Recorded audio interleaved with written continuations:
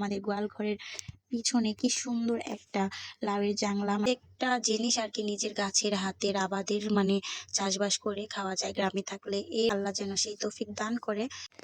Hello everyone, আসসালামু আলাইকুম। সবাই কেমন আছো? আশা করি সবাই অনেক ভালো আছো। আল্লাহ তাআলার অশেষ রহমতে কিন্তু আমিও খুবই ভালো আছি।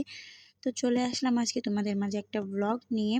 তো ভিডিওটা করার কোনো প্ল্যানই ছিল না আমার, হুট করেই মনে হলো যে আজকের ওয়েদারটা দেখি খুবই ভালো, তাই ভাবলাম এত সুন্দর ওয়েদারে একটা ভিডিও তো করাই যায়। তো যেই ভাবা সেই কাজ।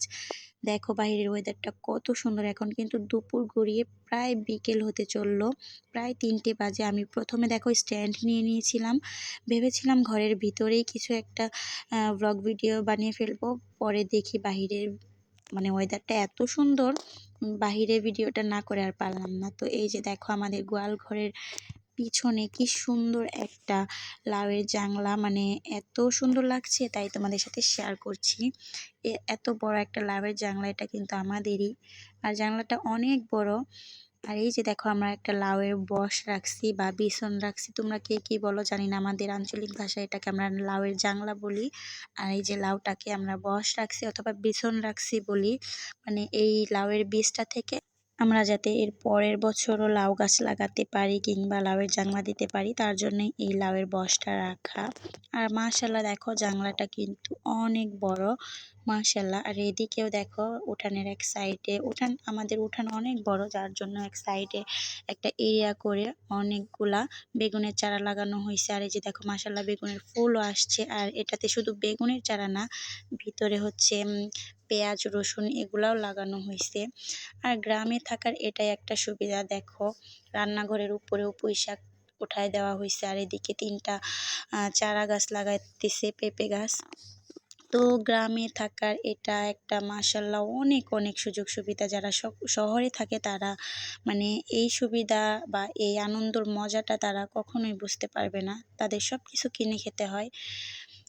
গ্রামে থাকার যে কি যে একটা শান্তি, এটা শুধু গ্রামের লোকরাই বুঝতে পারে।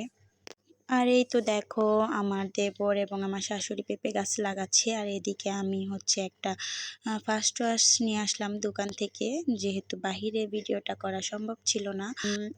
দেখো বাহিরে কি সুন্দর একটা শীতল হাওয়া, আমি ঘরের দরজার সামনে দাঁড়াইছিলাম, এই হাওয়াটা যেন আমার মনটা ছুঁয়ে গেল। এত ঠান্ডা, রোদের টাইমেও এত সুন্দর একটা বাতাস, ভিডিও না করে আর পারলাম না।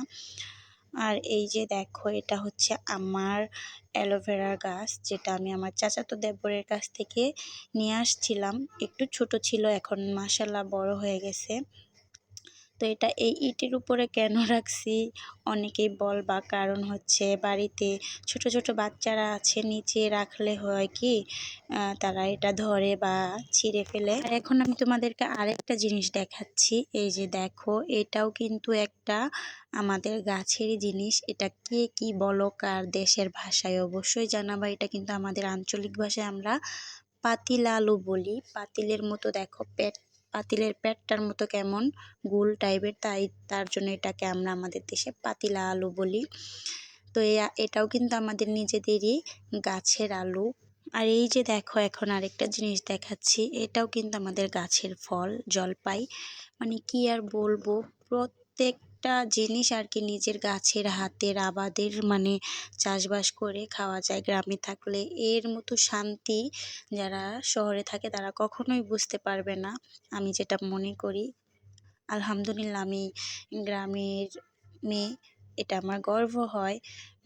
সব কিছু কিনে খেলে হয় কি, সব কিছু ফরমালিওয়ালা, এগুলোতে সার বিষ থাকবেই থাকবে। আর এটা একদম অরিজিনাল নিজের হাতের, এটাতে কোনো ভেজাল নেই মাশাল্লাহ।